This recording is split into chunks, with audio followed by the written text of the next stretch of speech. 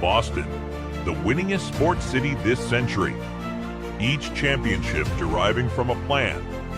Join us as we discuss the next Boston Banner Blueprint with your hosts, Josh Finkel, Nick Walsh, and Nate Philbrook.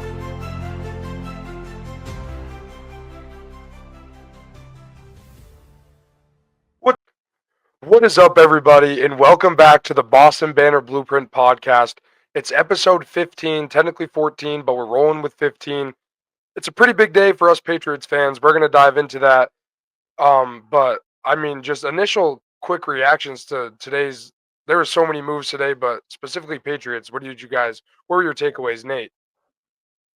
Yeah, I'm going to plug the socials first because that's how we typically kick off an episode. Just letting everybody know I'm just so excited about everything to find us. But of course, that starts on Twitter/X at Boston Banner BP, and then Boston Banner Blueprint on both Facebook and Instagram, and Boston Banner Blueprint on Spotify, Apple, and YouTube. But now I am happy to give my take on Patriots offseason or true free agency day one. Day 1.5, if you count the Harold Landry signing from yesterday. But man, I mean, hey, they are better today than they were yesterday, period. There's still some question marks and things that need to be done to check it off. But I think it was a day and money well spent today that they are better than they were yesterday, period. And to piggyback off that, my first initial thought is we're a little rusty at this, fellas, because where's our banner with the socials down at the bottom so people can find it? There we go. We're getting back in the groove here, guys. But just to echo what Nate said, they are better today than what they were yesterday at this time, which is fantastic news. They were supposed to be aggressive this offseason in terms of free agency. They were aggressive today, specifically on the defensive end.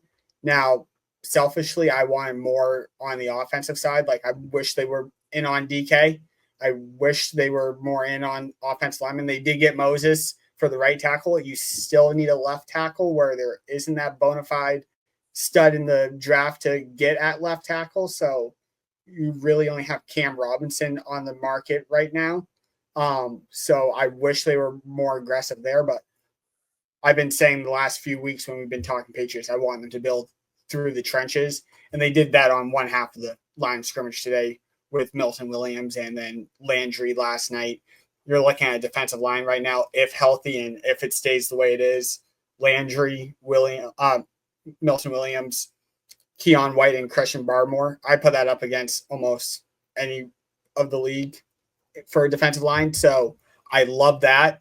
Like I said, selfishly, and there's still time to fix the offensive issues and resources that they put to it. Still a lot of offseason to go, but in terms of the defensive side of the ball, I loved it. Yeah, I was ecstatic. Is that the word? Yep, it's the word. That is the word. Yeah, I mean, I was so happy. I was a little upset when I saw that Milton Williams was going to go to the Panthers initially. But then the more you looked into it, nothing was finalized, and it was kind of just like I was watching Carlos's live stream. I sent a message about it in the chat, but shout out Los Talks Pat's on X. But I was watching his stream, and he was saying it felt like more like a leverage type of thing that just kind of put it out there, so to drive the price up, and that's exactly what it did. I mean, it resulted in the Patriots handing out their biggest contract in franchise history, which is crazy, to Milton Williams. But I mean, I'm all for it. The guy's a stud, I think. So. Tony? I'm glad we're spending money, but I'm going to be honest with you guys. I want some offensive firepower, and I want it now. That's why I'm kind of looking forward to the draft, but that's where I'm at. I hope we go out and get someone, like a Cup maybe. I really wanted us to get DK, especially after seeing him go for a second-round pick. I felt like that's not a steep price to ask for a guy like him, personally. Yeah, I didn't want DK at all. Why not? No, I mean, I don't know. That's just typical Boston fan. He would have been the GOAT if he was here, but he sucks because he's not here. So he's not here. Well, I mean, it's unquestioned that he's a good talent, right? But you do want guys that are going to buy into the system. And I do question the validity of all the takes that were out there that he wanted to play in warm weather. He wanted to establish QB because he got neither of those in Pittsburgh, unless he had some inside knowledge that Russ was going back and he already has the connection there. But what Or did he freaking do Rodgers. there? Yeah, but I mean, even what did Aaron Rodgers prove last year? Right. That right now, would inspire him to want to play with Aaron Rodgers at this stage of his career. So I just think it's funny that he wanted two things, got neither of them, and still signed the extension that he was bitching and moaning about. I still wanted him. Don't get me wrong. I want a talent like that on the Patriots. I was listening to Patriots Unfiltered, and the boys there were saying, why can't we have the shiny toy that all these teams are talking about, trading away as they get ready for their 5th-year option or getting ready to re-sign in big dollars. Like, why can't we have that? When was the last time that the Patriots had that bona fide stud that, turned heads, people tuned in to watch? Go ahead, Fink. I can tell you your answer. Okay. Now, Drake May. That's when. That's the last time. That's fair. I'm a big Drake May fan, and I completely agree with you. I just think that I get what you're saying. He needs more. It's not as if Brady was the sole reason that everybody tuned in for 20 years before that. They still wanted a Randy Moss. They still wanted a Gronk to be able to tune in and watch then Tom Brady do what he could because of the guys around him. So I am looking forward to Drake May being on his ass less, though, because Morgan Moses still solidifies the likely right tackle spot as he's been a very consistent player out there, and then signing him and bringing him in for a pretty penny. I mean, he's not a young man, and bringing him in on a 3-year deal to solidify that right side is not insignificant. I was going to say right now, if the offensive line is shaping up the way we think, because there's those rumors out there right now, which I don't know how much fire is to this smoke, but we might be saying goodbye to David Andrews in the coming days. I hope he stays around, but if he is released, like those rumors are out there, the right side of the line, you're looking at what? Moses at right tackle. You're moving Big Mike back inside to right guard, and probably Cole Strange at center. He got some snaps there towards the end of last year. Layden Robinson at left guard. That's not a bad offensive line for those 4 positions, but the biggest position still remains at left tackle. Cam Robinson being the big name left on out in the market. I heard a stat earlier today. I think for how much hate they get, rightfully so, on talk radio, Felger Maz, they brought up a stat the last 2 games of the season. Cam Robinson gave up 21 pressures in 2 games. Is that who you want covering Drake May's blind side? I really don't, if that's who you're going to be spending big money on. But that left tackle position. Abysmal year. He was probably done. I'm not worried about that. But that's the key, I think. Nate, you had your finger up, so you go, but I'm going to go after you. Yeah, so, I mean, do we know, was he healthy at that point during the season, or was he battling through because, he was battling through the end of the season for his teammates next to him? Who knows, but 21 pressures in 2 games for $80 million. If that's the case, is he going to break down week 16, 17, 18 for us?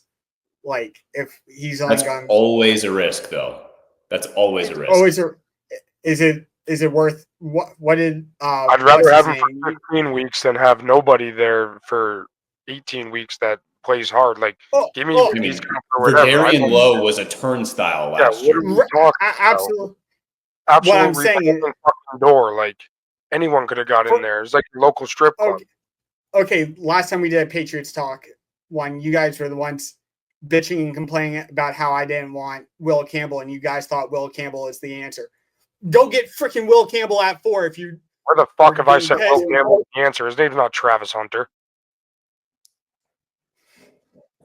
when I was All I bitching talk and about complaining about Travis arm Hunter. I length, don't care when I about. was bitching and complaining about arm length, you guys were saying Will Campbell will be fine at 4 or he's worth it in the first round when I said he wasn't. So if you're okay spending $80 freaking million on a guy that gives up 21 pressures in 2 games, I can't help you. Take the guy with short arms at that point. Take T-Rex. Holy overreaction. Sound the fucking alarm. I mean, Jesus Christ. You can't be pleased. We just spent $240 million in free agency today, and now you want to talk about 21 pressures or however many fucking pressures it is in the last Didn't 2 I games. just say I was happy at the beginning of the episode? You're getting muted. You're going to get muted. I'm talking. Thank you. God, that was kind of rude, but you see, everyone listened up. That was cool. Well, That was cool.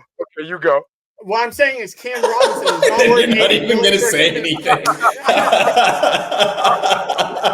Oh, man. Cam Robinson Everybody is not worth shut $80 up. million. No, you go. Yeah. Cam Robinson is not worth $80 million. That is my point. I'm happy with what they did today, but I'm not happy if they bring in Cam Robinson for the left tackle position. That's not who I want protecting our star quarterback's backside. You just said people are turning in to watch Drake May. Cam Robinson blocking for him on the blind side. Guess what? People aren't going to be turning into watching Drake May because he's going to have a broken neck back there. And then you're going to be watching. He's better than Vidarian Lowe. He's better than whatever absolutely. We have because we're not drafting Will fucking Campbell. Travis Hunter. When did I ever say it was Cam Robinson or bust? I'm just saying I don't want Cam Robinson, which is the best name left out there on free. I think another name to keep in mind there is Armand Membu too at 4. I mean, he's gaining traction like no tomorrow. His arms are over 33 inches each, and he put up 31 reps on the bench. So, and he played tackle, in college. So now, granted, it was a SEC West school at Mizzou, so not necessarily not necessarily the same level of competition on his own team as an LSU. But I mean, Armand Membu is a guy that to keep in mind there too. It's Travis Hunter, man. It's going to be Travis. If he's there at 4, but see, this is the position I don't want to find ourselves in, is that we don't address left tackle in free agency, and then we're given the choice between Will Campbell and Travis Hunter at 4. That won't end well because then we'll still have the hole at left tackle because you can't give up on Travis Hunter there. So that's why I keep saying Cam Robinson's the key, because I think you go get Cam Robinson, then you can get Travis Hunter and not have to think twice about it. Because you're right. If you don't address that hole right now, then you have to take the tackle. I think that's what I would want to do, especially on draft night. Even if Travis Hunter is there, as much as I love him, I want Drake May to be okay and someone to block for him. But you got to go get Cam Robinson or like swing a trade like the Commanders just did to protect their franchise QB who's going to be in year 2. So you got to do something. You got to get creative. But like you said, Nate, if the decision is Will Campbell, Membu, or Hunter, I think you got to go with the tackle, unfortunately, and that's going to hurt because you had the chance to take Travis Hunter at 4, but you didn't address it in free agency or via trade. And we're assuming Hunter is still on the board at 4, which he very well might not be. Very well will be. Betting odds have him going us right now. Is the major favorite. Plus 190 by far. I hope they're right. Vegas usually knows. Vegas knows. But I mean, Membu's a guy to watch. Will Campbell's a guy to watch. Ursuri's a guy to watch. Can I bring up a potential creative solution, which Finkel is not going to like this because it involves not getting Travis Hunter, but trading back from 4 partway in the first round, however far back, throw a number out there. I don't give a shit. Calvin Banks Jr., I brought his name up about a month ago. There's your left tackle out of Texas. Pick up extra draft capital, and maybe you trade back in at the end of the first round and get his teammate and Matthew Golden for a young wide receiver. 2 birds, 1 stone. Another thing kind of backtracking real quick, I don't necessarily hate that, but another thing why I wouldn't worry about the pressures and the buy-in with Cam Robinson, he'd be teaming back up with Doug Marrone, his old head coach in Jacksonville. I think that guy coaching the offensive line can get the best out of his players, especially Vrabel. It's a new culture, a new head coaching staff or a new coaching staff.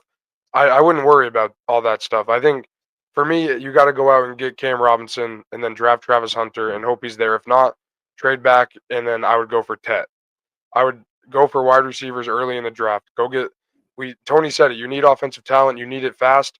The draft's going to be the way they're going to do it because I mean all the wide receivers are gone. We didn't even get Darius Slayton, and that was a big dream of mine. Couldn't even do that. So I think it's got to be Travis Hunter or Tet or bust. I don't think you got taking a tackle in the draft is just going to kill the fan base's mood. Like who is Drake? It's either who's Drake May throwing to or who's protecting Drake May. I mean, one of those questions is going to remain unanswered. So could always trade back and get a little Tyler Warren action. how many tight ends do we need? Yeah, but Tyler Warren's different than He is Hooper different, or but Hunter Henry. I'm just saying, like, when we're talking about blue chip talent, that's a guy that more likely than not other teams are going to have to scheme around when they're planning for the Patriots. So that's a guy that he played a little bit of fullback at Penn State. He played a little bit of, inline tight end. He played out wide. That's a guy that's versatile in McDaniel's, at least his old scheme could certainly utilize. So you could trade back, get a little Tyler Warren action that, I talked about one of our first episodes. And then to your point, we could use a Josh Simmons at the end of the first round. You could use a Ursery at the end of the first round, something like that. So let me ask you guys a question. List your top 3 to 5 outcomes in order for draft night. What you want them to do. So like number 1 is obviously who you think will like you're not like me. Number 1 is gonna be Travis Hunter for me, and if he's not there, then like who outside? Like you know what I'm saying? Okay, so who wants to start? I'll go first. I'll get my number 1 first because I think we're all going to be in unison. If Travis Hunter or Abdul Carter are on the board, you stick and make the pick. One of those two. That's option 1. If one of those two are on the board, Nate, I'm assuming you're probably the same. Correct. Okay, if assuming that those two are gone off the board, trade the hell back. I don't want anyone there. I don't care what you, obviously within reason. Like I'm not trading back and picking up a second and a fourth, whatever. I'm trading back for value, but I'm not sticking out for making that pick. I'm not picking Will Campbell. I'm not picking Mason Graham, even though I do like Mason Graham, but I'm not sticking out for, I'm looking to move that pick right away to whoever is willing to jump up. You don't like Will Campbell, but you do like Mason Graham, the undersized defensive tackle, the day that we signed 2 defensive tackles? You make no fucking sense. I'm so confused. I just don't believe in Will Campbell. I don't believe in the arm size. In the last 30 years, he's Why would you believe in a 290-pound defensive tackle? Yeah, we're not even talking about Will Campbell. We're talking about why an undersized defensive tackle makes more sense than an undersized offensive lineman. Just walk us through that. Because he's still a faster defensive lineman. You can still win. You just gave the largest contract in team history to a defensive tackle. Why do we need to use our high first-round pick on another one? If the talent is there, take him. I just said though, I'm trading out of that pick. If those other two are there, I don't want them to stick and make that pick. What is a team going to trade up for? If those two are off the board, the quarterbacks are still there. Who cares? These quarterbacks are garbage. But it takes one stupid GM. Just only takes one. Tony, book Mel Kiper Jr. Booked. Thank you. We'll have him on next Pat's episode before the draft. But Nick, did you finish your list? So just quickly give me your 3 because we kind of got into it there. But give me your 3. So I gave 2. So third one, well, I basically that's it. I only have two. Either stick and draft Carter or Hunter or trade the hell back. So there's no players other than Travis Hunter or Abdul Carter that you'd like it for? No. Okay. My ideal is yes, Travis Hunter or Abdul Carter at 4. I don't think Abdul Carter is going to be there, so I'm all about taking the number 1 wide receiver in the draft, and that's Travis Hunter. And now that we have Carlton Davis, which is a name that we haven't said yet, but now that we have him on the other side of Gonzo, I mean, that frees Travis Hunter up to play even more wide receiver. And be a bona fide freaking stud. But then,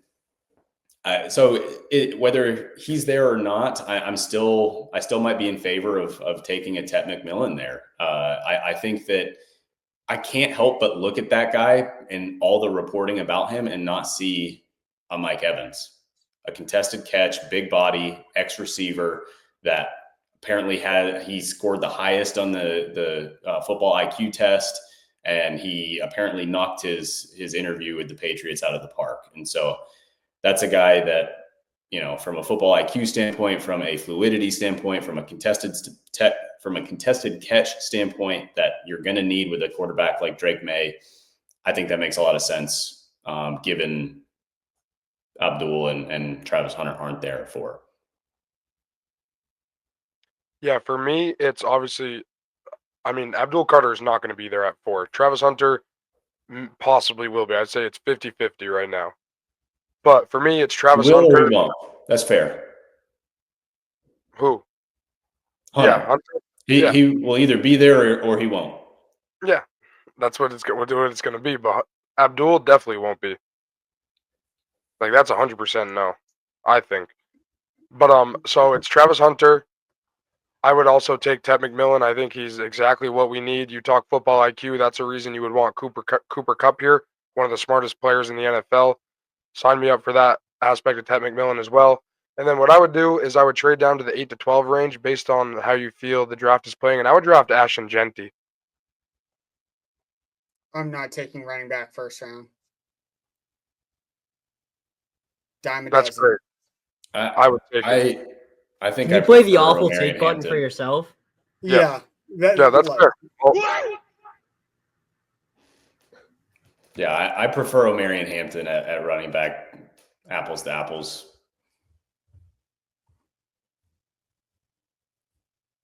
I muted myself. Ashton Genty. That's going to be my new thing.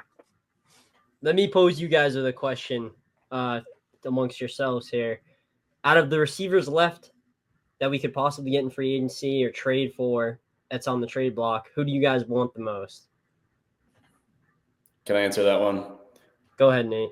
So with the report tonight that the Rams are going to release Cooper Kupp if a trade does not materialize, why can't we just trade a 7th that we just got for Devon Godshaw? Why can't we trade that 7th to the Rams and just not have to worry about him picking somewhere else? Is there an answer to that? Because we're the New England Patriots, and if it makes sense, we don't do it. Says the guy that has Elliot Wolf as his background tonight. Yeah. Because he had an A+ day, did he not? Elliot Wolf had an A+ day today. I wouldn't give him an A- so far today. I was a B or B+, just because I wanted more on offense. What'd you say, Nick?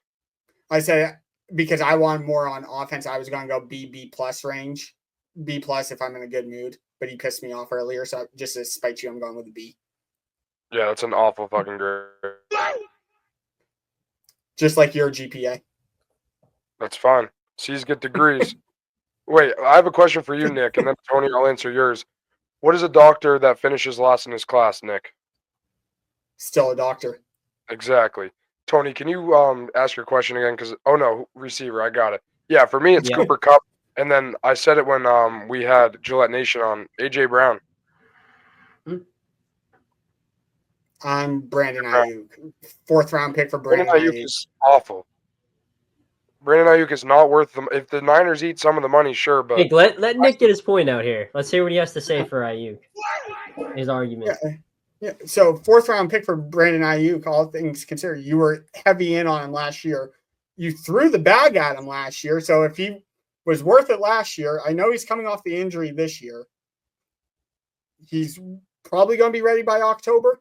I'm okay with him missing a first month into this year in terms of what's out there. Obviously, DK was my number one offseason addition that I wanted.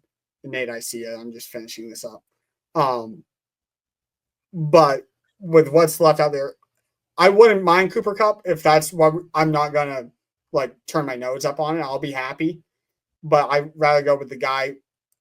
I think Ayuk's a lower floor, but higher ceiling at this point in their careers, all things being equal. AJ Brown, I just don't think is realistic at this point in terms of costs and him leaving Philly. Like, I'd rather do a 4th for Ayuk for 3/4 of the year instead of what would it be for AJ Brown, a 1st and a 3rd. I like player for player. AJ Brown obviously, but in terms of cost and ceiling, I'm going with Ayuk. So the exact reason that we just talked about DK Metcalf and that he preferred all these things that the Patriots weren't, Brandon Ayuk had an opportunity to accept a trade to the New England Patriots last year and accept a larger deal than the one he signed in San Fran. And we want that guy after he tore his ACL. Well, big difference between last year and this year. Last year, he was looking at Gerard Mayo and Brissett. Now he's looking at Mike Vrabel and Drake May. It's a little different this year. For sure. I totally agree with that. It's a more attractive destination, but I mean, it's still, now it's going to not only cost the Patriots money that, they had originally earmarked for him and then he turned his nose up at him, but now it's going to cost draft capital. Plus he's an injured player that who knows what condition he's going to come back in. Plus he's a prima donna that sat out all of last year, preseason and training camp and set himself behind, in which he ended up getting injured. So, and talking about injuries, Cooper Kupp's been injured on and off the last 2-3 years too. So it's at this point, every receiver we're going to pick has warts in terms of costs of getting them, injuries, where they are at career. So everyone has warts. For Kupp is fine. Yeah, I said if you got Kupp, I'm not going to complain about it. What I'm just saying is, in terms of if I had to make a choice of all these options are there, if we just choose one, it's automatically going to happen. I'm taking Ayuk. But if Kupp's the play, I'm not going to be upset with Kupp. You think the Eagles would accept number 4 for AJ Brown? Yeah. Yes, but I wouldn't want to do that either. Defense and all this, I think so. What player could you draft at number 4 that would be better than AJ Brown? I'm looking more at I'm looking more at what you can get in terms of draft capital for 4. Like if you're moving back from 1 to say middle of the first round, and you're picking up another 1st for next year and a 3rd. In terms of that, I think I wouldn't do 4 for AJ Brown as the Patriots. But obviously, obviously, think about it. As much as this hurts me to say, I'm going to agree with Nick. I wouldn't do this year's 1st round pick for AJ Brown either. I would do pick number 38 and maybe a future 1st, like next year's 1st, and maybe some other stuff. But I think pick number 4 is too valuable for this current edition of the Patriots that it matters way too much for them to just trade it for AJ Brown. And AJ Brown, I know that, but I think they need another young stud. They have Gonzo and Drake May. They need another one. Now, if you're telling me on one of our Patriots episodes, keep building through the draft. You trade 4, that just kills that. Now, if you're telling me it's like you're trading 4 for AJ Brown and pick 32, like you're swapping from top of the 1st to the end of the 1st, you're still getting that pick in the 1st round. I start to think about it. I'd probably still lean no, but I just don't think AJ Brown's on the table as a viable option. I was talking myself into it, but at this point, I don't see how Howie Roseman lets that guy walk out the building. I wish he would, but I just don't see it happening. I agree. I just trying to be creative here in a way that isn't too homerism of thinking that our picks are more valuable than everybody else's. I still think if, in terms of getting the most value out of fours, trading back partway in the first round, getting like Calvin Banks instead. If you're going tackle first, I'd rather see them go Calvin Banks than Will Campbell. And then you're trading back up towards the end of the first round for a Matthew Golden type player. You get your young wide receiver and tackle all in one.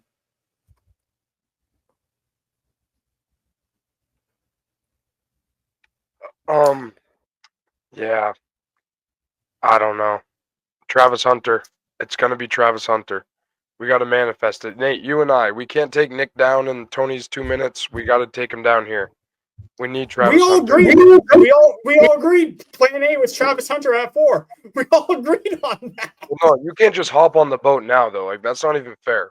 I've been saying this for weeks, and now you want to join us? Well, I always said Abdul Carter was my number one choice, but it's either or. It's a dangerous time in America to be hopping on any boats. Yeah. Or planes.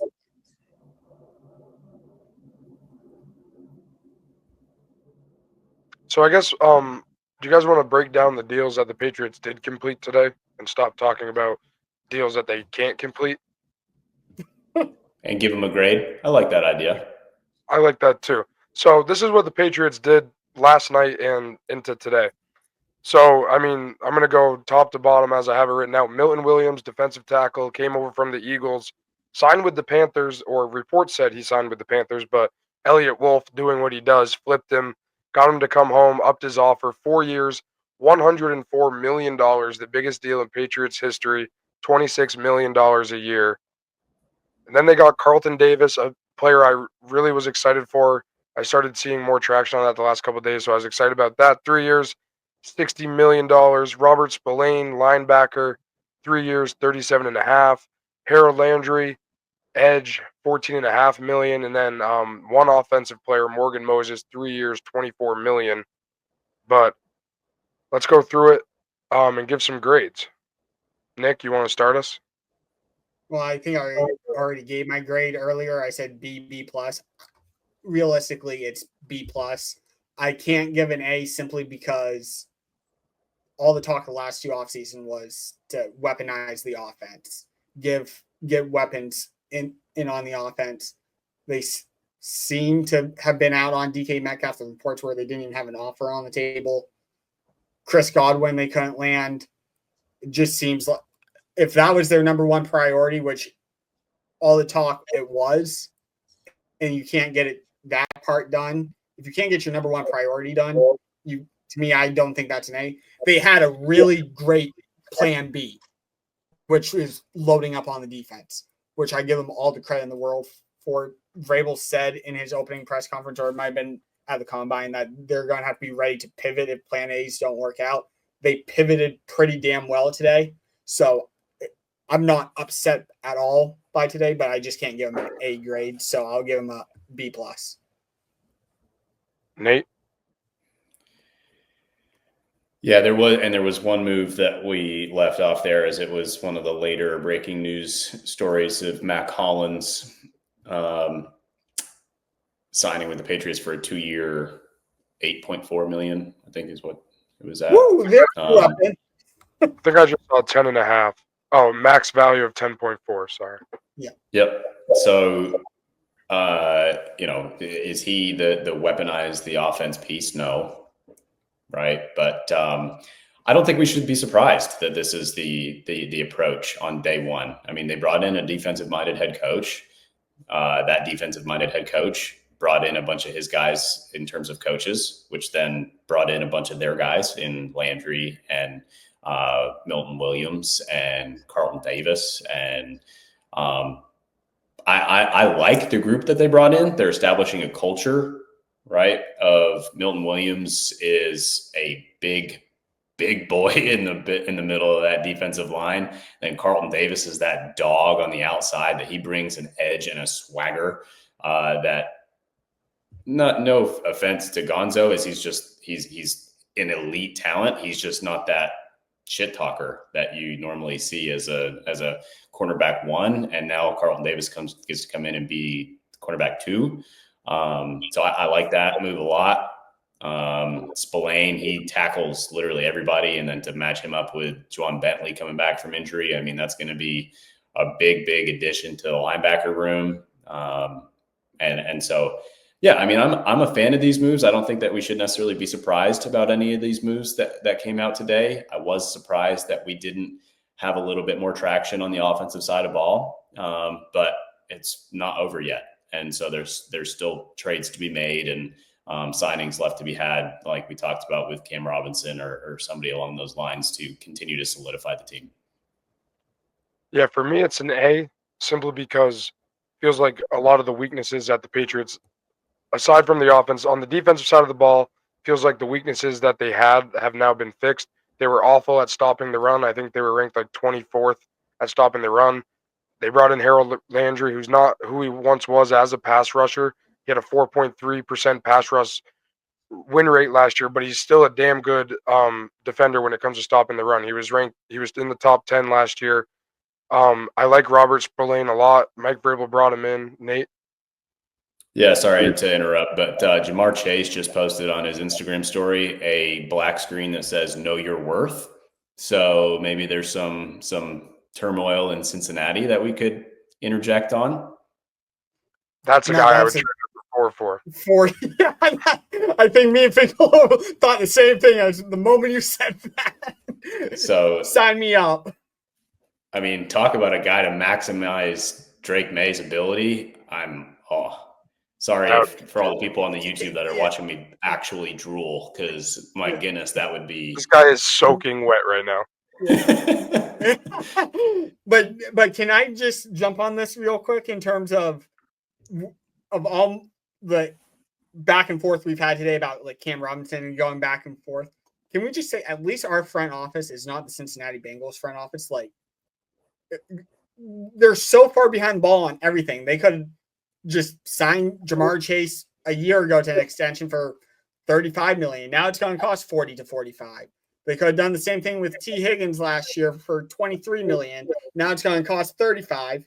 They could have done with Trey Hendrickson last year for a little bit less of a contract. Now he's going to be over 30 million, and you're looking to trade his ass. It's like they were so far, they were a year behind on all three of these guys. And for a good solid core that they had around Joe Burrow, it's all crumbling apart because we finally found an owner that's cheaper than Robert Kraft. And before you jump on me, I'm happy that he finally opened up the wallet today. So I can't jump on Robert Kraft being cheap today, but that was just more of a poke at the Bengals. But yeah, back to Robert Spillane. He came into the league as an undrafted rookie to the Titans by Vrabel. So really excited about that. He was also really good at stopping the run last year, and he has a swagger to him. He has that dark visor. I mean, he's got some rock and roll to him. So I'm excited. I'm excited for him. But yeah, for me it's an A. And like you said, Nate, there's still a lot more to do. There's still a lot more they can do. We haven't even hit day 2 of free agency yet. So, but I really for an A plus, give me Cam Robinson, and I'm happy with free agency. Even if Travis Hunter doesn't come here, I think it's still an A plus. I think you got better in a lot of phases of football, a lot of your weaknesses. And then I forgot Morgan Moses, but obviously he's not like an all-time great, but he's better. All you have to do is keep getting better each year, and that's definitely an upgrade because he's not a revolving door. So I'm excited. Tony or Nate, you had your finger go up. So I was just going to kind of put a bow on a couple of those things that you just mentioned. So Morgan Moses it deepens the offensive line too, right? Of people are often forgetting Caden Wallace, the 3rd round pick from last year, that he was injured for most of last year, and he was really coming into his own. They tried to flip him to the left side of the line and didn't really work. And then he injured his ankle, and so that was a big fiasco. So it should be a deeper line than what they had last year. As well as, what was it, last week, a couple weeks ago, we talked about using the Commanders as kind of the blueprint of what this offseason could look like. That's where day 2 and 3 of this free agency period is really going to matter a lot of who are those lesser name guys, who are those guys that are just going to come in, play bully ball, the hard-nosed football players that aren't necessarily making the headlines, but are going to come in and make this football team better. That's what I'm really interested to see going forward over the next couple of days. The Zach Bonds of last year. Exactly. For the Eagles. Go ahead, PT. Let's hear your take. I'd give the current grade a B+, and they have the potential to get to that A range that Fink's already at with them. But for them to do that, they got to go out and get an offensive weapon in free agency or go out and trade for him. I think, as you guys have all been saying, a 7th rounder for Cup. Are you kidding me? Even a 6th rounder for Cup. Go out and get him now. Let's go get him before the draft. And then during the draft, I want us to draft Travis Hunter. But if we go and grab the best available talent, I have no problem with that too. I think defensive side of the ball, we're going to be so much better from last year. But right now, I'm at a B+. Another thing, I had to mute myself. I didn't want you guys to listen to that. But another thing, something we talked about Take when so bad you were about to choke on it. Something you're used to doing. But anyway, so when we had Carlos on, we talked about how rare in the NFL it is to get interior pass rush. And now I think the Patriots have one of the better groups in the NFL. Nick, you did mention that you hit on this a little bit, but Barmore, I mean, he's as good as they come when healthy. Now you have Milton. I mean, it could be scary hours on that defensive line in New England. And then Harold Landry, I know he's not what he once was, but having that pressure up the middle, that's going to open things up for him. Justin Simmons did it for him. That's why he led the Titan. That's why Harold Landry led the Titans in sacks 4 times. And Robert Spurlane, like I said, he's got that rock and roll. Like he likes to hit guys. He likes to put you on the deck. Like this Patriots defense, it's going to be a lot different. It's going to be what we're used to finally because they took a year off. So I'm really excited. And can I piggyback off that? Like in terms of Spillane and all that and Milton Williams, don't forget what Terrell Williams, our new defensive coordinator, said of what type of players he wanted. He wanted violent players. He wanted violence, and it seems like he got his wish today. And a guy that's already in-house. I mean, Keon White, talk about a violent player that wants to get after the quarterback, putting him on the other side of Harold Landry. God damn it, Nate. God damn it. I knew I forgot someone. That's why I was so excited because Keon White, too. And he's the guy who was so – I think I know just So Keon White on one side, Harold Landry on the other, and then you got Milton and Barmore up the middle. Yeah, that's a front four that will make any quarterback shiver in their boots. Go ahead. Now, sorry, Fink. And I want to make a point real quick. We saw all of Keon White's comments towards the end of last year that he wants to be coached hard. He wants all these type of things. I mean, buy all the Keon White stock you can, folks, because this guy, his breakout was supposed to be last year, and we kind of saw it at the beginning of the year. It's coming, and it's coming hard and fast. Like, the only thing with Keon White, like, the ability to get to the quarterback, I love. It's just if we can finally get him to learn how to set an edge and basically – to take a Belichick, his famous quote, "Do your job." That was the biggest issue with Keon White last year, where he got called out on it by his teammates as well about not setting the edge and being a selfish player. I believe that was the quote one of the players used, was that he was being selfish. If you get him to buy into the system and buy into the culture of how Vrabel wants to play defense, that defensive line I put up near the top of the league with anyone else. You're in the argument of top of the league.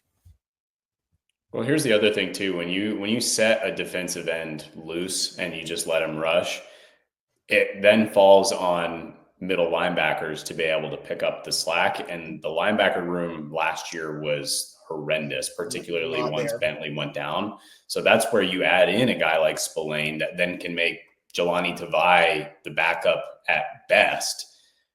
That makes the defensive unit as a whole so much scarier. And that's not even to mention a guy that we haven't even mentioned yet. I would love Javon Holland to play safety for this team. That would take this defensive unit and make them a absolute weapon. Get ready to win some ball games 6-0. Yeah. Talking baseball scores. And Drake May would have like 7 concussions in that game. Yeah. It'd be awesome. But more specifically, talking blueprint for us fellas, are these moves in your eyes like more long-term success, or are they short-term patches in terms of fan base desperately cried out that we need players, like they obviously needed to sign guys, or did they do it because they had to, or is this going to translate to success?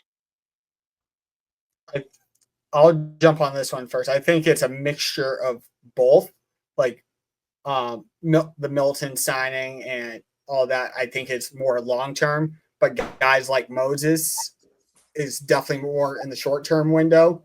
And in terms of future cap, okay, I'm echoing on someone's feed. I'm hearing myself talk in the background. I don't know whose it was, but in terms of cap ramifications of going out and spending just because you have to, I'm still a firm believer, like as a general principle in the NFL, cap is crap, so to speak. It's more about the guaranteed money. As long as Kraft is willing to keep the wallet open in terms of being able to work around the cap in future years of real spending and all that, I don't see an issue.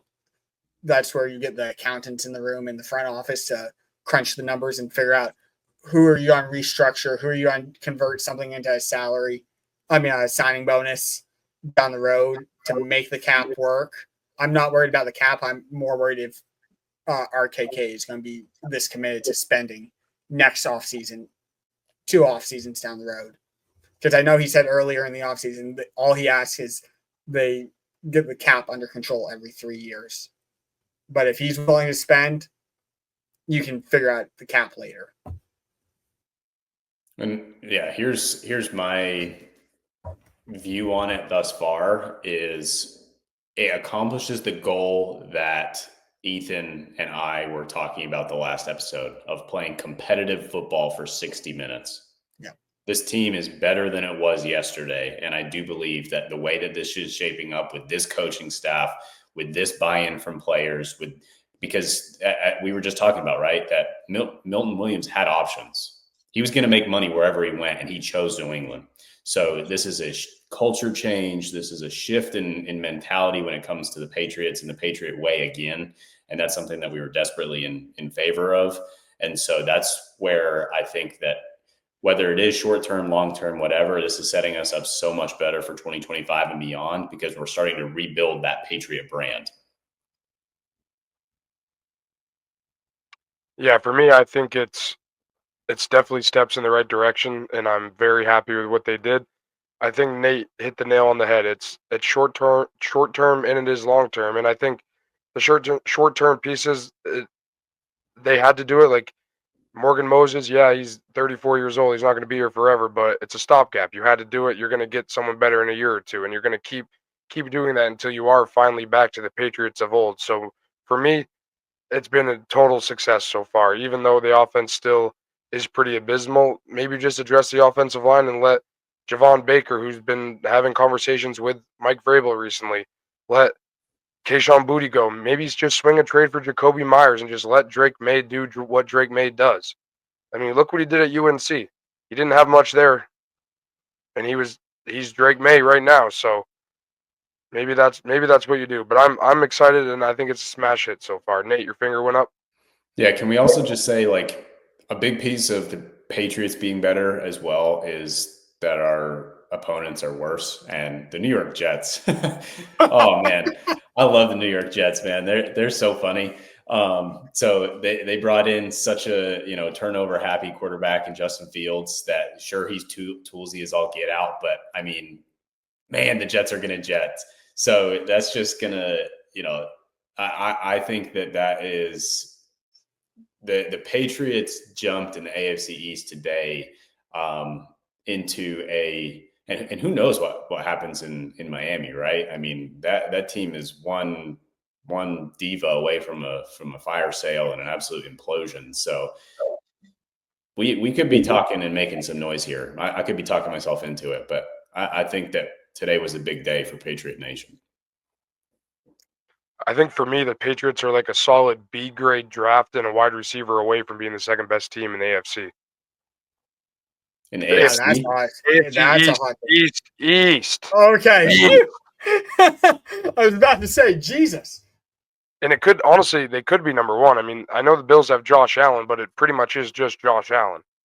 well, and we have younger Josh Allen. Exactly. His name's Drake May.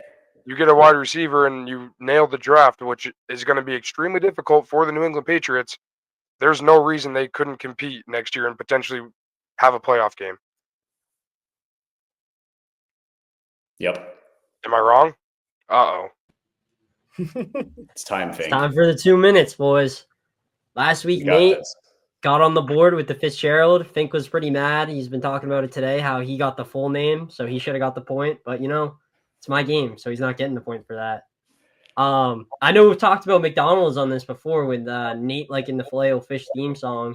So I got a McDonald's themed question today. What's your guys' favorite thing for McDonald's if you're going there? Nuggets. McFlurry. Water. Fink? Water? Yeah, you don't throw back a McChicken, Toilet McRib water. every once in a while? No, I love McChickens with cheese, pickles, and bacon. So today's question, I'm gonna give you guys a multiple choice. First person's finger who I see go up, I'll ask. If you get it wrong, you are getting a deduction of a point today. But if you get it right, it's worth 1 point. Question is, I have a question. yeah, let's hear it. What if we all went through and gave our answer, and then whoever gets it gets a point? It's Tony's game. You don't make the rules. I just He's want just a trying to point, get man. in the positive. Not this point. You know what, Fink? I will make one day. I just feel like For everyone you. should get a chance to answer, man. I think you'll get this one. Why? Because I eat McDonald's, really? Hey, people on TikTok said you're the one who shouldn't be complaining about Raffy Devers' weight. Pink And I and can still Rappy. outlive everyone. I can outlive everyone on this pod and all of our viewers, so that's fine. I don't know about the viewers. The pod, yeah. Definitely. If any of our viewers can deadlift 515, then send me a video and prove it. And I'll edit it in. And we'll All right, follow you. the question is, what country outside of the U.S. has the most McDonald's in it? And the options are France, Japan, Brazil, or China. Think? China. Negative point. France. Nate, France, negative point. I think I saw your finger go up. Japan. So honestly, You got it. Wait. He already gave his answer, and when you said he was wrong. Yeah, you can redo it. You can re-answer. He's You at didn't say negative a that. point. That's why I went. Nick, That's why I was Nick, like, you were just gonna wait. You were just gonna What? wait until all the What? answers were eliminated. Wait, Don't wait, even did he try say, it. Wait, did he say Indonesia? No. Shut up! No, I didn't hear what he said. You all were talking at one point. Can someone tell me what the correct answer was? Because I was going to Japan. say Correct answer, Japan. I was going to say before you even started reading off the countries, I was going to say Japan because they were the most concentrated population country. Like China has the most population, but they're more spread out. Japan, it's more concentrated city in Tokyo and all of that. But I was waiting for those two to answer. I didn't answer twice. I thought once you answered wrong. There's been so many people who have answered multiple times, and Tony still gives them the point. So there's no Again, like so technically, point. technically, Josh is still at it today as a net zero. He didn't go up or down. You know what I want to know? Wrong and one right. So What- Josh is what's- still in the negative. What's Justine's McDonald's in? Order. That's what I want to know. A Diet Coke. Justine, what's your McDonald's order? My McDonald's order? Yeah. My McDonald's order, seriously. Yeah, when you go to I McDonald's. go to Starbucks. I go to Starbucks and Panera Bread. You uncultured swine. think I go to McDonald's. I'm leaving. Hey, what's up, guys? Did you meet Justine? She's a trip. Yep. So So Josh I is got a still, point. but you're still in the negative because the first answer you gave was wrong. So you only netted 0. So your score did not. You're a change sore overall. loser. You ever been told that? Yeah, You were Nick, a are you very sick? sore Fucking loser. hemorrhoid ring or something? Like, is your ass hurt that bad? I'm just saying his score does not change. You know what just changed? The Boston Bear Blueprint podcast. Nick just got the first suspension in history. All right, but it's a short one. He's back. That's what I You thought. do realize I can add myself back, right? But you didn't. I was trying to. You beat me to it. So back to the Patriots. We just talked about who they added. Let's talk about who they subtracted. I mean, to start us off, Devon Godchow, he requested the trade. He got his wish this morning. He got sent back to his favorite state, Louisiana. He played high school ball there, played at LSU. Now he gets to play for the Saints. They got a 7th-round pick. Nate, you said it. Trade, use that pick. Go get Cooper Kupp.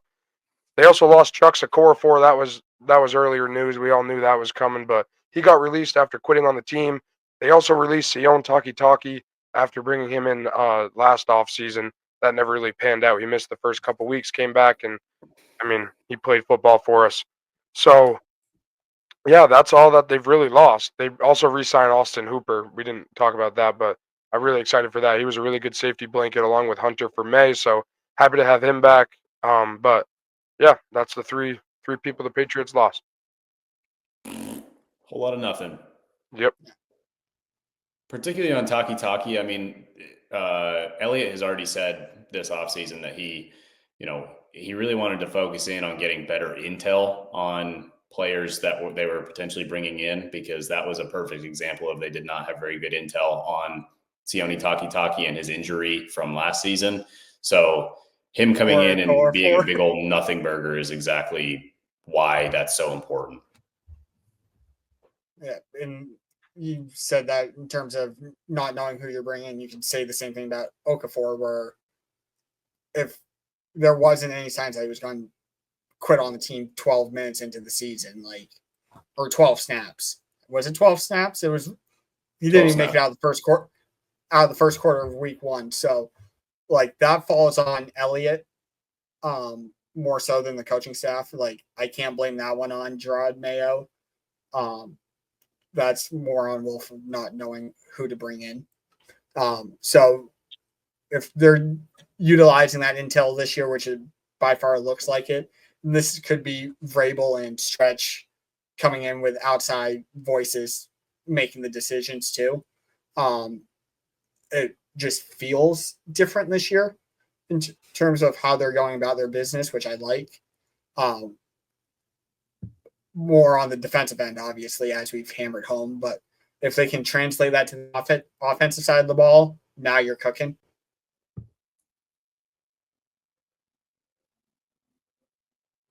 The problem is just who, right? Right. Who's going to be that weapon? So the options at this point, it doesn't really do us a whole lot of good to continue to belabor the options that are left, because I think it's safe to say we don't really know. I don't know if they really know at this late hour, but one thing's for sure: the defensive side of the ball is a lot scarier than it was. It was.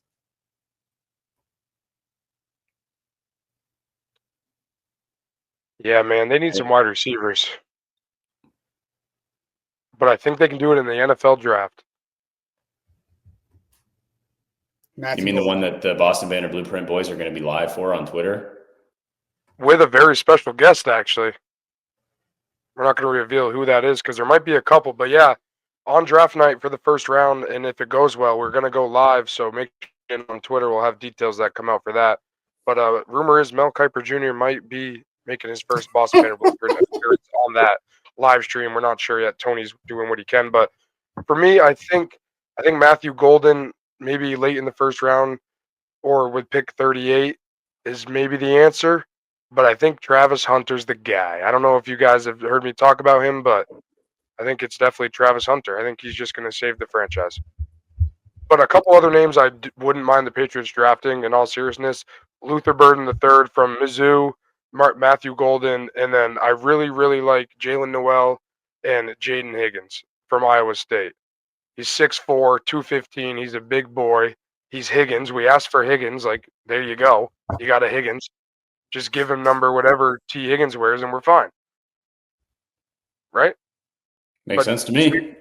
Jaden Higgins is my guy. That's who I want the Patriots to take. He's like the 89th ranked prospect on most people's boards, right around there. So let's do it.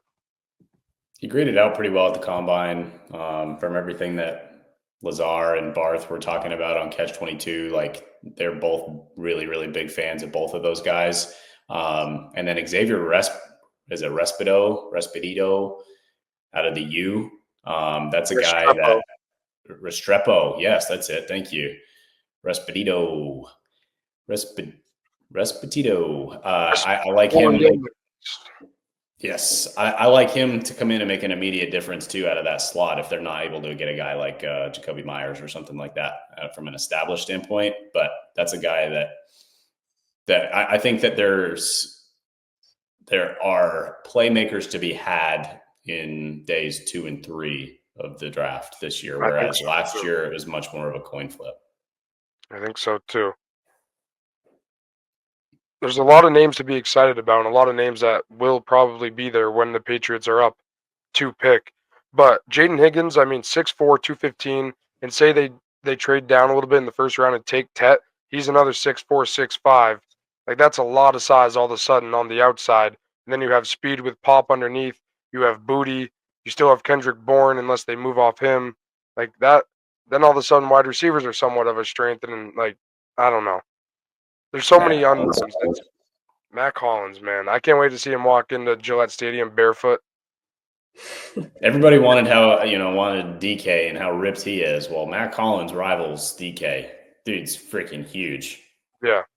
And he's a guy, like, when he was in Las Vegas, he played well under Josh McDaniels. And we saw what Kendrick Bourne did his first year here in 2021 under Josh McDaniels. Like, these kind of like plug and play, not plug and play, but like these kind of weirder type receivers, like, they do well under Josh McDaniels. And Matt Collins is a glue guy. Like, guys like him. They like to be around him in the locker room, as weird as he is. Like, other teams see that. He stayed in the divisions. The Patriots identified that, and they went out and got him. And, I mean, yeah, he's not the name we all expected, but we talk blueprint. We talk what's it going to take for them to contend. This is the type of move they need. He's a little bit of a leader.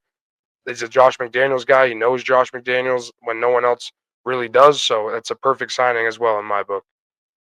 A couple of things on Matt Collins too. That he likes playing in cold weather. He talked about that while he was in Buffalo last year. And if you guys don't already follow him on Instagram, he's a great follow on Instagram, particularly for homeowners, because he does DIY home tips of how to keep your HVAC clean and how to clean drapes. He's a great follow on Instagram.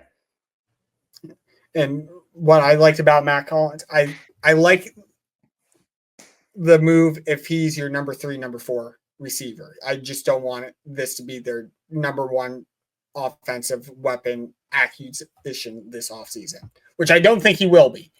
Let me preface that. I'm not trying to bitch and complain about something they haven't done yet.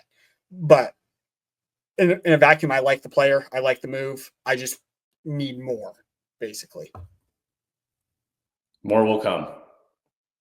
More will come. I mean, it is only day 1, and they've already done a lot. It feels kind of similar to that 2021 offseason where they gave everyone the bag, and not a lot of those signings worked out. But it is also different because we actually know what the hell we're doing now, and we have a quarterback. And that 2021 was mostly offensive side of the ball. It was Henry, Johnny Smith, Aguilar, Kendrick Bourne. Like, most of those day 1 guys were offensive side of the ball. They just weren't good offensive side of the ball outside of Hunter Henry. Yeah, Hunter Henry's been amazing. And I'll give you Kendrick Bourne because Bourne has stuck around.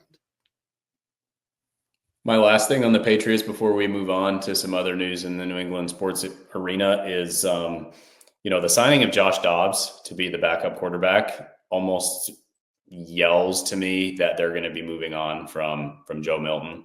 From reports that came out today, Joe Milton was 100% a Mayo ad. That Mayo was his biggest advocate. Mayo was the one that was talking about him needing him at a last year's draft. And so it would really not surprise me if they move on and get some sort of compensation for Joe Milton at this point, now having Josh Dobbs as an established backup to back up Drake May. If I'm the Cleveland Browns, I'm trading for Joe Milton and I'm drafting Abdul Carter. So I know we're not the Cleveland Browns banner blueprint, but I mean, give us a call because I mean, no one's going to score points on you. Well, if that's the case, I don't want him to trade for Joe Milton. I want him to take one of the quarterbacks so we get Abdul Carter. Nah. Fuck it. What do we know? Just kidding. We know everything. But I guess it's time for final thoughts for the Patriots because we're going to talk Bruins here in a little bit. But Nate, your final thoughts. Yeah, I just keep coming back to we're better today than we were yesterday. I think that's as the free agency period begins, as we continue to build out the 2025 blueprint, that's all you can ask for with a Patriots team that has this many holes from last year is you just get better every day. We talk about it on this podcast, right? 1% better every day. Well, today they made a hell of a lot better than 1% gain. They made some really major strides in being a real competitive team again. And I think, Vrabel said it, they want to make Gillette Stadium a place that teams do not want to come play. And I think the team that they are building out is going to be able to do exactly that and make Gillette Stadium a difficult place to play. Yeah, and I'll echo that too. My final thoughts for today is it was a good day to be a Patriots fan. Like, this was a positive day. I know we got into it a little bit earlier in terms of like the next steps of what we want to do, and we defer on that, but I think we're all in agreement that what they did today was a positive note. And that's an understatement. It was a great note today. I want to see more on the offensive side of the ball going forward in day 2, day 3 into the draft. But my final thought is, as Nate said, they're better today than they were yesterday, and they were a hell of a lot better today than they were last year.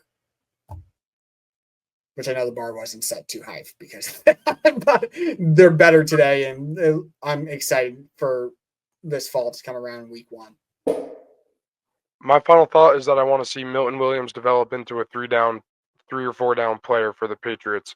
Because obviously he wasn't that in Philly, and they didn't ask him to be that, and that's not a knock on him. He still was very productive in the time he got. He had a career-high 5 sacks this year, and he's as explosive as they come off the line.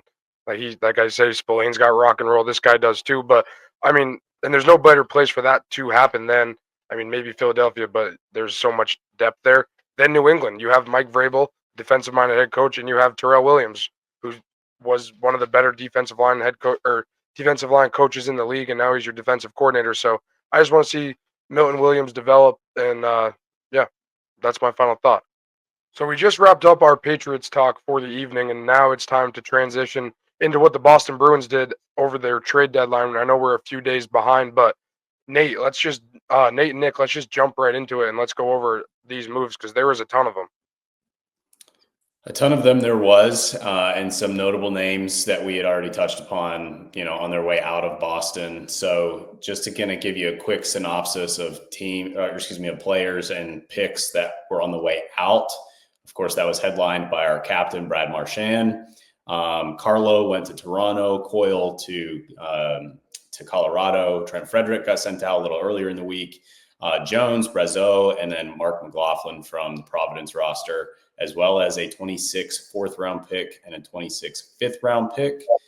Now, those are pretty much all the names that we talked about in the last Bruins episode as players that we thought could be, with the exception of maybe Korpisalo, on the move. But to your point, Fink, that you said earlier this week, they made huge strides in getting younger. They are now the second youngest NHL roster. And so some of the players that they received for all of these players, and forgive me, I'm probably going to butcher some of these names because I am. But Yoki Harju, is that how you say it? Yoki Harju.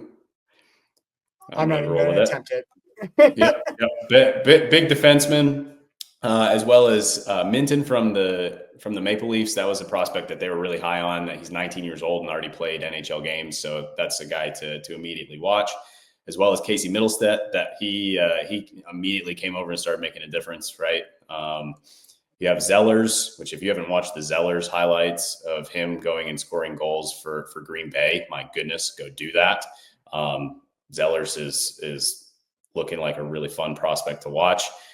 Then there is Kuznetsov. And again, as these players begin to develop and we hear more of them, I will get better at their names. But that's another forward. We welcome back Lauko. He rejoined the team and took 94 back, as well as a defenseman, Warner, and defenseman Misule.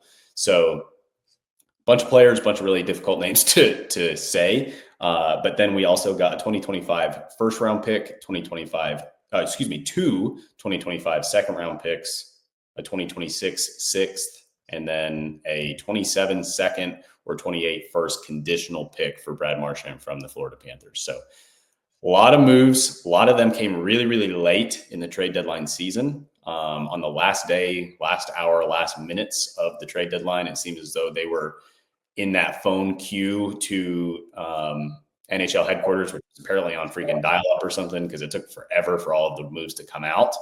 But yeah, I mean, a complete overhaul of this roster. And so, Nick, I'm going to throw it to you first because I know you're my fellow Bruins fan here, or Bruins diehard here. So, thoughts on the major moves that they made?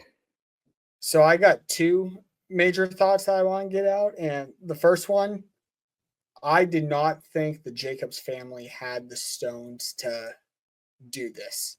Like, it is a monumental week in Bruins history in terms of where you're going with the state of this franchise. They finally feels like they're transitioning from that old core, that old era, into something new. And it's going to be a painful road for the next year, 2, 3 years.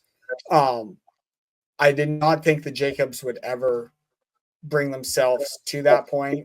They're notorious for basically throwing bad money at holes and trying to patch it on the fly instead of taking it on the chin for a year or two, take a step back to move 2 steps forward type of deal. They finally seems like they did that. So for that, for all the bashing I do give the Jacobs, I want to give them their props that they allowed Sweeney and Cam to do this. And this is a double-edged story, because do you really want Sweeney to be in charge of these draft picks because of his record of drafting? But it seems like they gave Sweeney the go-ahead that his job's safe for this offseason, because a GM would not do this if he knew his ass was on the line. He would make a push for the playoffs. But that is commendable for the ownership to finally do what needed to be done. The second part, I can't take credit for. On driving back from to Mass on Saturday, I was listening to the hockey show with Ty Anderson. I want to say it was Bob Beers who said this, where we've heard the last few weeks, are they going to rebuild? Are they going to retool?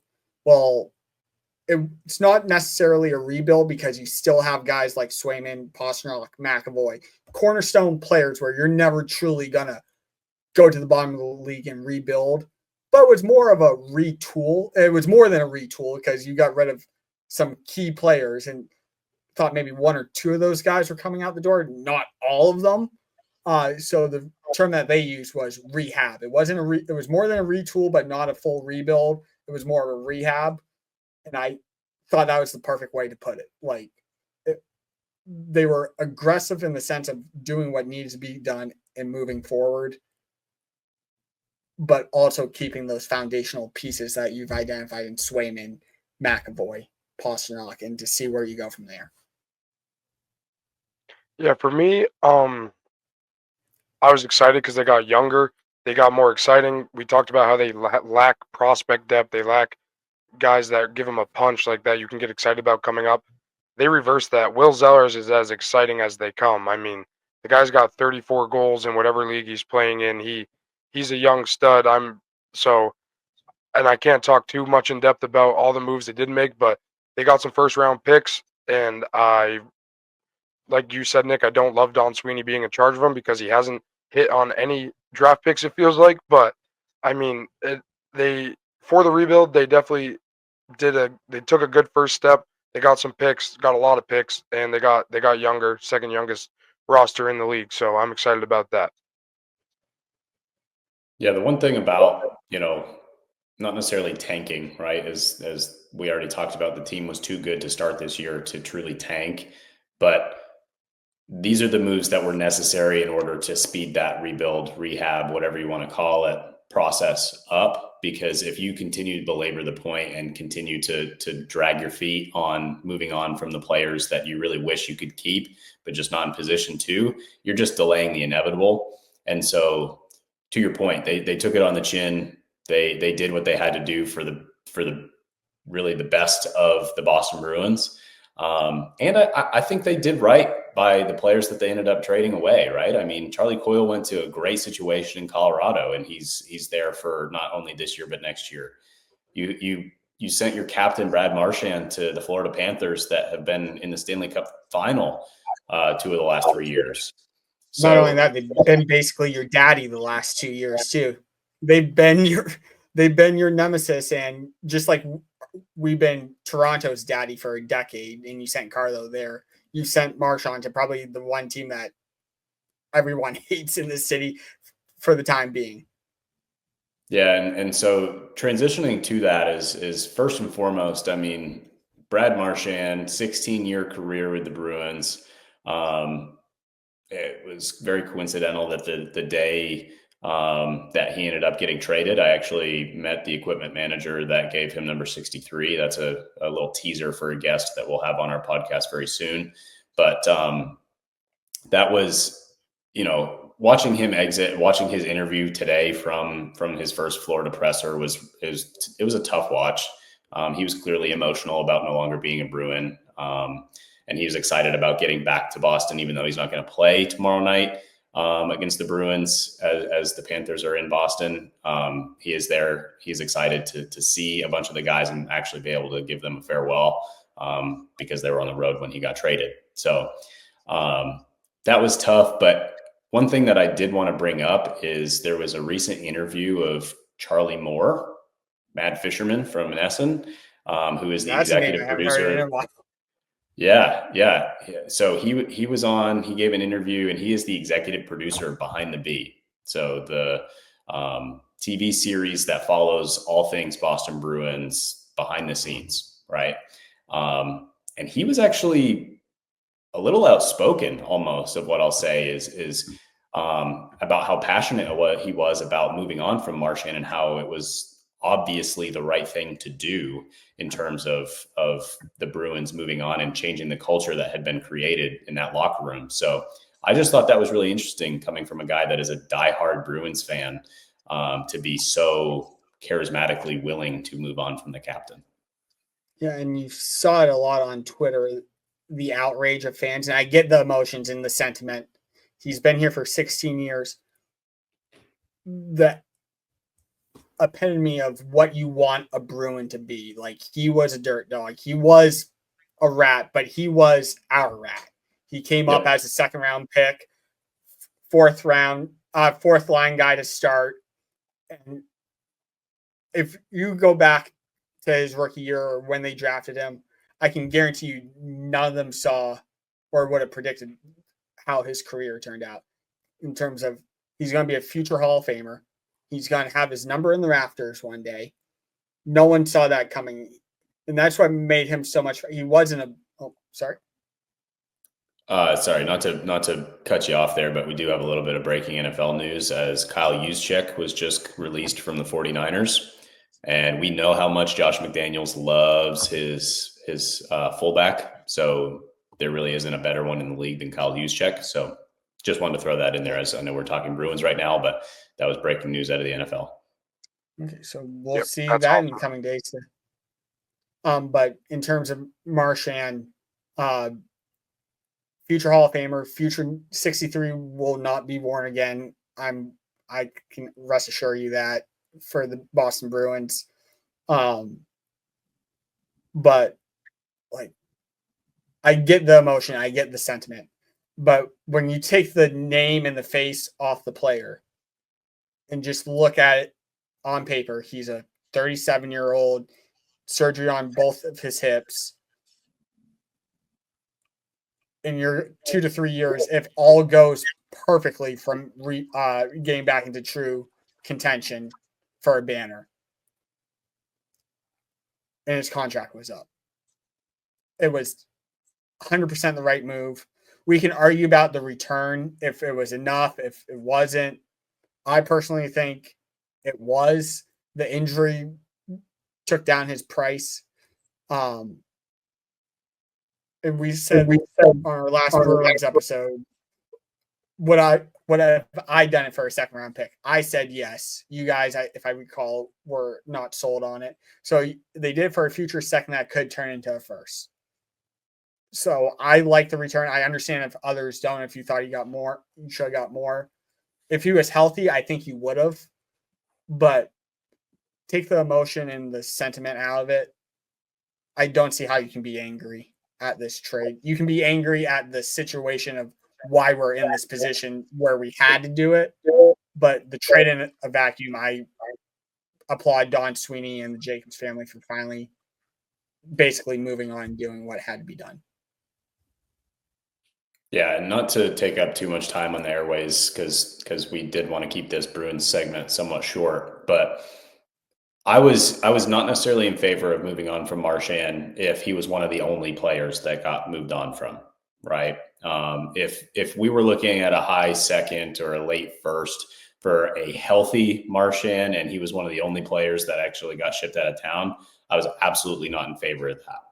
If we're moving on from just about every piece that had value that made sense to move on from, yes, it makes sense. Plus, given the injury and plus given his age and surgery history, I thought they did pretty well given the situation. And I do think that it was the right move for the Bruins to move on at this point, just given the situation, like you said, right, that they moved on from everybody that it made sense to move on from. So now, tough, but the right move.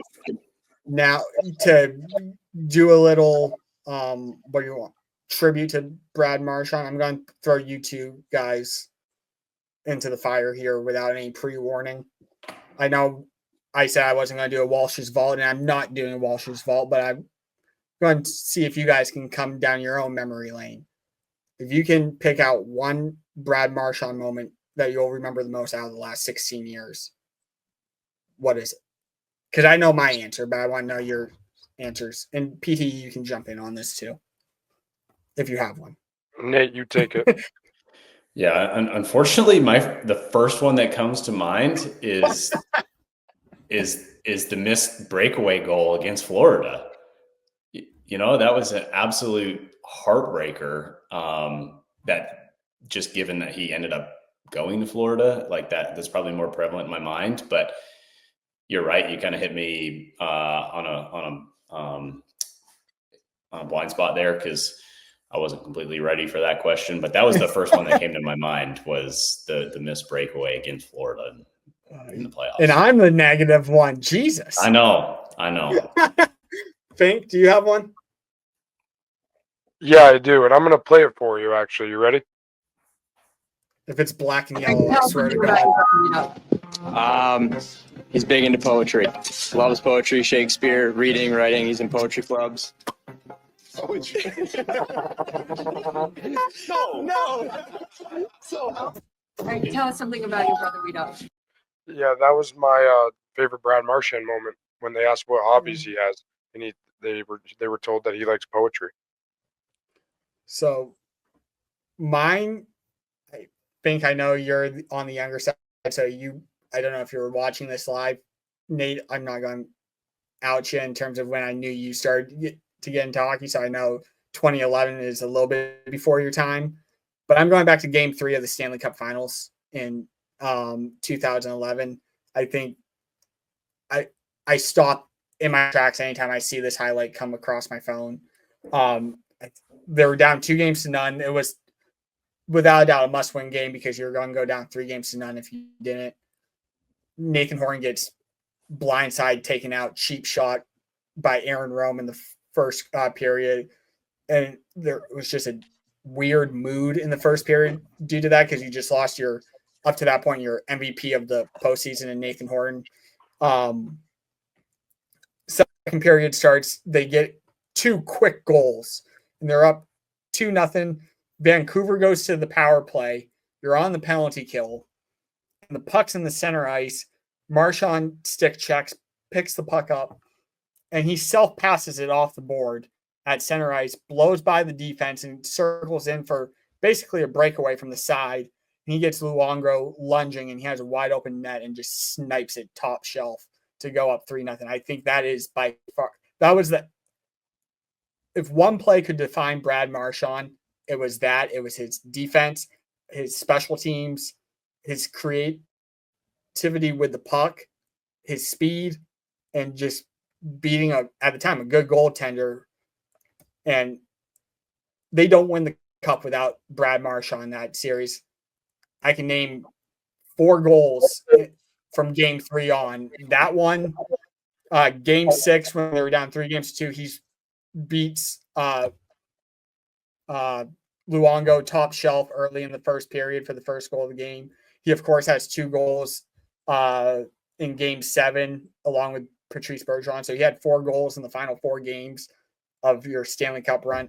But that first goal that I talked about in Game 3, I think is, if you could sum up Brad Marchand in one play, it's that.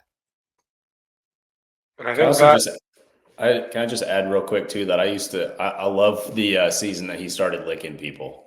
That was awesome. Yeah. I think that is a perfect way to wrap up episode 14/15 or whatever it is of the Boston Banner Blueprint podcast. So that is all from us tonight, folks. Thank you for making it this far. We appreciate you, Nate. Give those socials one last plug and we'll get out of here. Absolutely. So, of course, that starts on Twitter/X at Boston Banner BP, Boston Banner Blueprint on both Facebook and Instagram. And then, of course, Boston Banner Blueprint on all of the streaming platforms, YouTube, Spotify, and Apple. Go like, subscribe, rate 5 stars, and share with everybody that you know. Peace.